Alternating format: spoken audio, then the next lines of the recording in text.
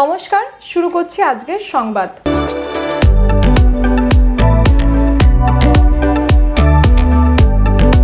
তৃণমূল কংগ্রেসের 28তম প্রতিষ্ঠা দিবস পালিত হলো সারা রাজ্য জুড়ে। এই দিনটি পালন করা হলো পূর্ব বর্ধমান জেলার খণ্ডঘোষ ব্লকেও। এই দিন ব্লক তৃণমূল কংগ্রেসের উদ্যোগে এলাকার প্রায় 2000 মানুষের হাতে কম্বল তুলে দেওয়া হয়।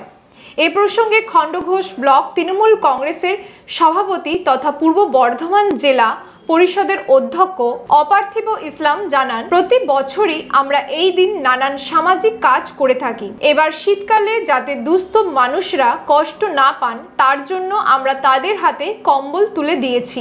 অপার্থিব বলেন, আমাদের রাজ্যের মুখ্যমন্ত্রী মমতা বন্দ্যোপাধ্যায় ও তৃণমূল কংগ্রেসের সর্বভারতীয় সাধারণ সম্পাদক অভিষেক বন্দ্যোপাধ্যায় সবসময় সামাজিক কাজে দলের নেতৃত্ব ও কর্মীদের যুক্ত থাকার কথা বলেছেন, অসহায় মানুষের পাশে থাকার কথা বলেছেন। আমরা তাদের সেই বার্তাকে আদেশ হিসেবে মেনে নিয়ে নানান সামাজিক কাজের সঙ্গে নিজেরা যুক্ত থাকি। এই কাজ করার মধ্যে একটা আলাদা মানসিক তৃপ্তি অনুভব করা যায়।